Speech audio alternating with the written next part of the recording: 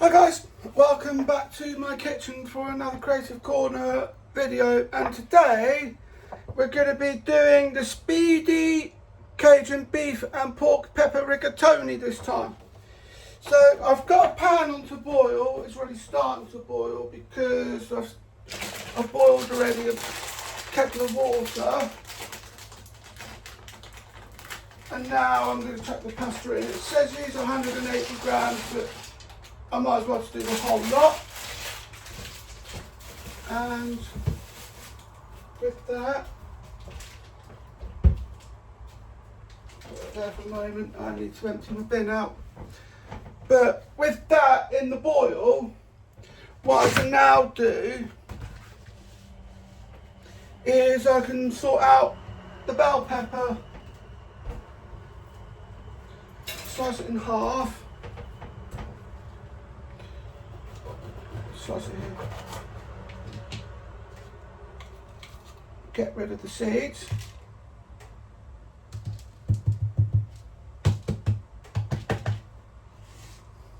Pop over there for now, because what I'll do then is I'll just use that, just put that in the bin. It's too bad, too bad I don't have a garden, otherwise I would have been able to plant that, but there we are. Let's slice that in half. One thing I've got to do with the pasta while I think about it.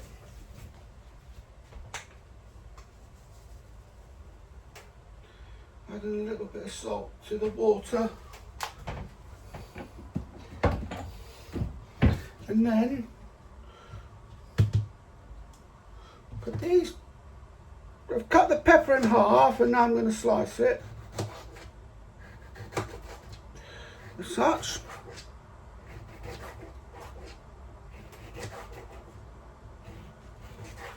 Oops, I've gone off at an angle. So that's one half done. I thought I had to do this because this pepper was starting to go a bit soft.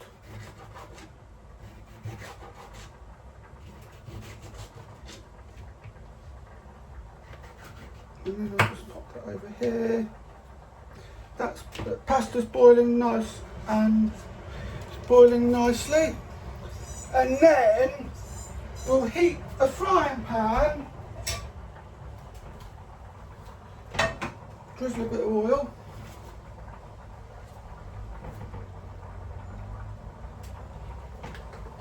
And then while that's cooking,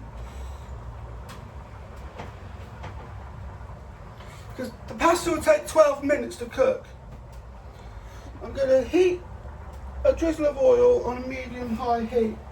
Medium-high heat being the key word, so I'll put it on 4 rather than 6 because that's a high heat. Let's take the pasta off before it starts to boil over, and then we'll simmer that as well. So I'll show you what I've done with the peppers. With the pepper, I've only done the one. And now, that will be kept for a later step, along with the spinach. That's going in next. And all of that will then, all of this will go in a bit later.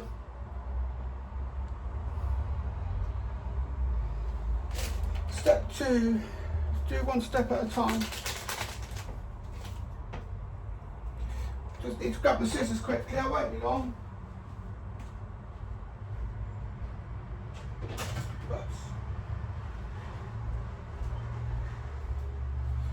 The scissors did the grand escape then. If you bear me one moment, I just need to do something, it won't be long. Welcome back, and I've just sorted out step 2. So we add the pepper, we had the minced beef and the pork. Beef and pork mince and sliced pepper fried until brown. I think we normally add the peppers in last.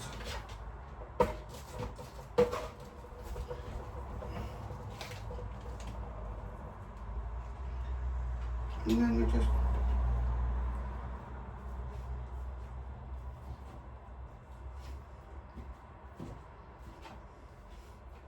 let's pop that back onto the pan because I've simmed that down. I've turned the water down on the pasta, so now it can just simmer nicely.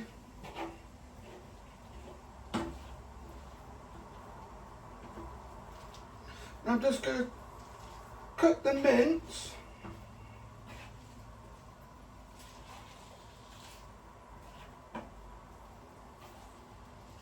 Just wait for that to brown off a bit and then add the peppers. Just going to stir through the pasta.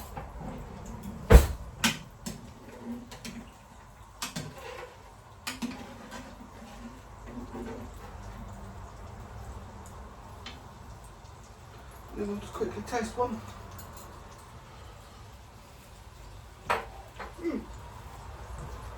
That bit needs a bit longer.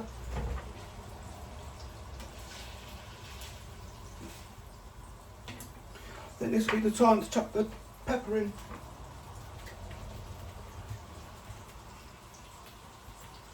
And then when that's brown, it says once it's brown we need to drain it.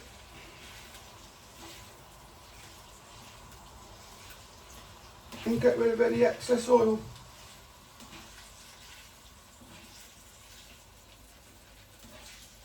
But then put it back in the same frying pan because that's where the flavour is.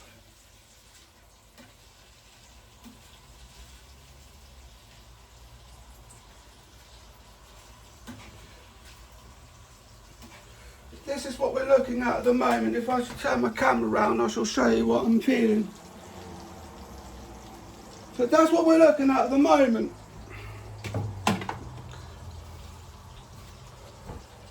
And this shouldn't take too long to prepare. And then when we come to step 3, you then add the Cajun spice.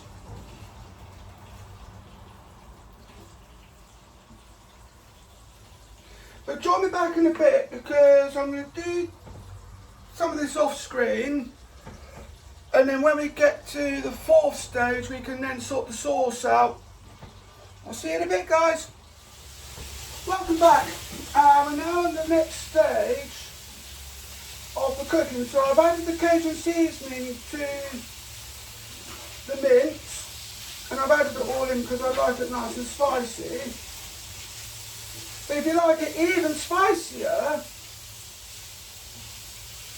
you can add some extra bits to it as well. So what I'm going to do, that's exactly what I'm going to do, add in some peri-peri salt. That's if you want it nice and spicy. And I'm going to chuck in some crushed chilli.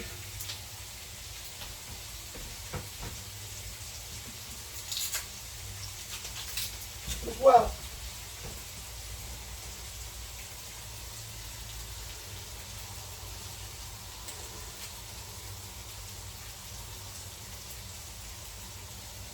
And then we'll stir that in. Oh, that's very nice. Then we'll stir that in. And then what you do when that's sort of getting itself done, just I'm using the same pan as I did to mince off, to cook off the mince and the peppers because it's where the flavour is. And then you just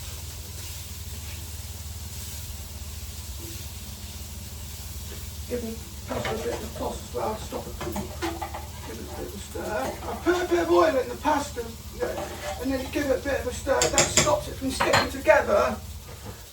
And then we'll add in the passata.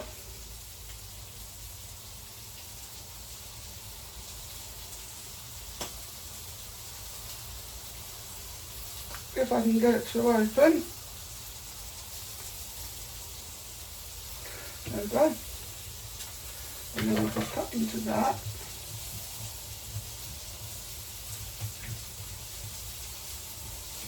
Like that. And then chuck it all in. Oh, that's looking good. And then that's starting to boil as well. So that's the passata. Then we'll add the creme fraiche.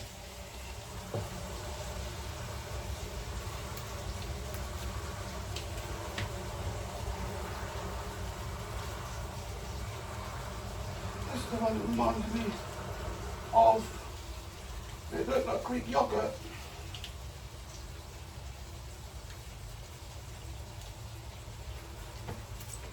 But it cools the temperature of it down and stops it from overcooking. Then we need the chicken paste.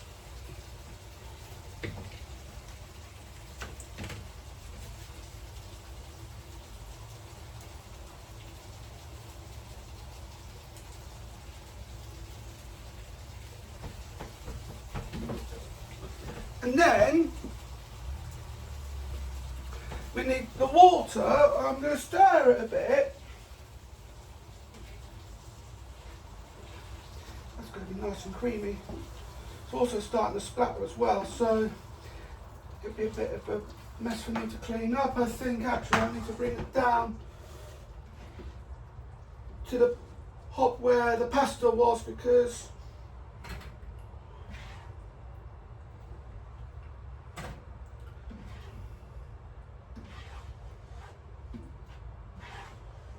I'll sort that out. And normally it was said to add the pasta to the sauce, which is what you would do.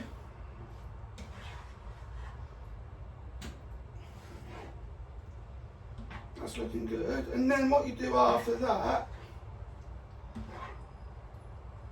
I shall show you what it looks like. I think actually I should have used the wok for that. But there we go. Then we add the spinach, one handful at a time.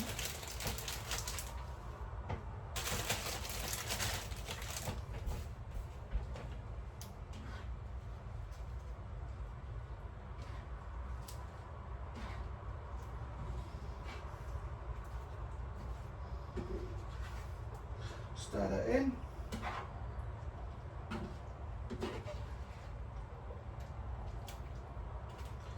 You can hear it breaking.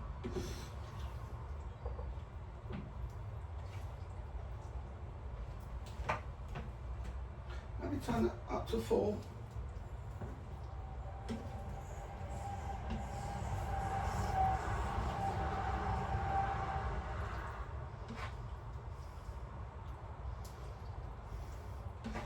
And when it's fully wilted,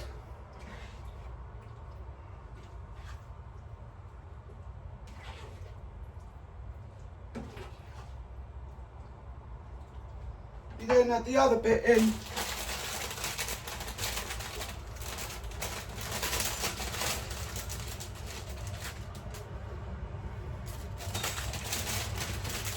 Sauce is starting to thicken up now, so this is getting to the point where once I've added the cheese, which I will do once I've stirred in the remainder of the spinach, and once that's wilted,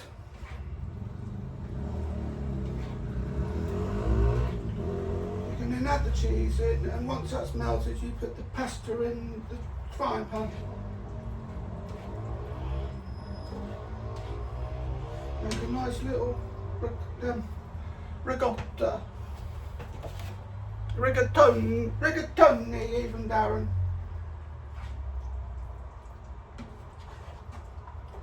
Now sometimes I struggle to speak even English, so my attempt at Italian makes it even worse.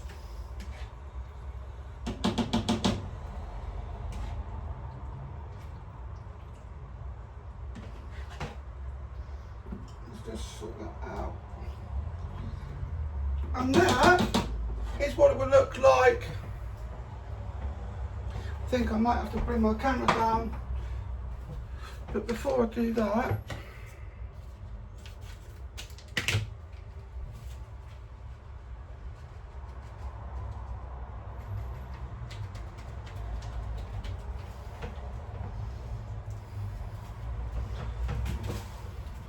Yeah, mix in the hard cheese. Stir it in until it melts, which won't take that long because it's grated to every inch of its life.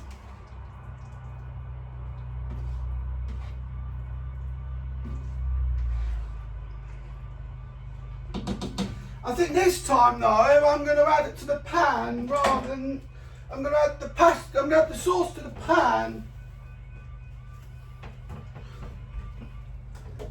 It's always important to wipe down as you go.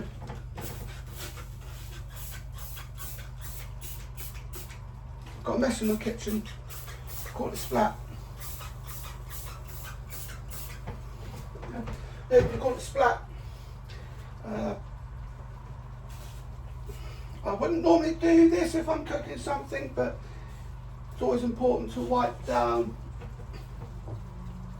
as you go.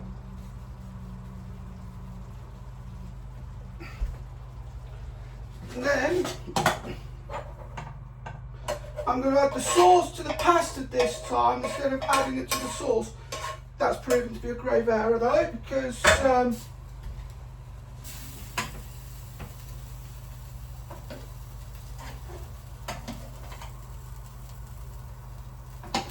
I'm really making a mess. Whoops, and I'm losing pasta as well. Well, that's definitely done.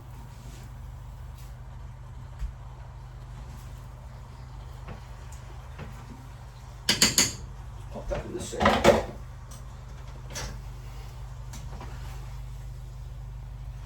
And do that, and then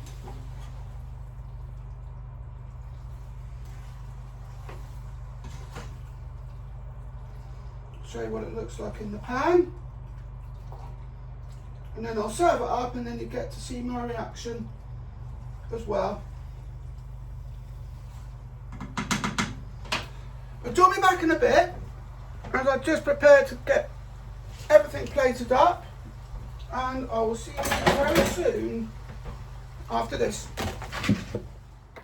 Welcome back guys, and you've just join me back at my chest. So this is what the finished product looks like. I've added some basil on the top and also some fennel seeds to make it more authentic, and the usual salt and pepper. So let's give this a try and see what I think of it. It's really nice. I think I left the pasta on just the right amount of time. Now remember, I also added some crushed chilies and some peri-peri salt into the main dish as well, because I like it super spicy.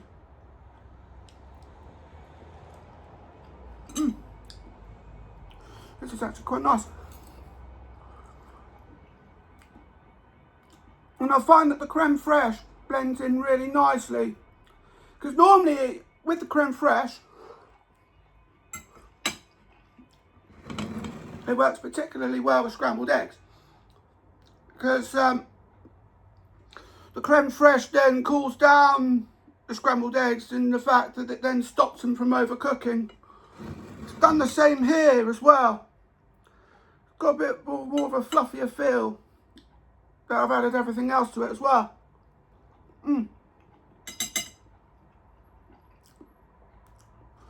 I love this.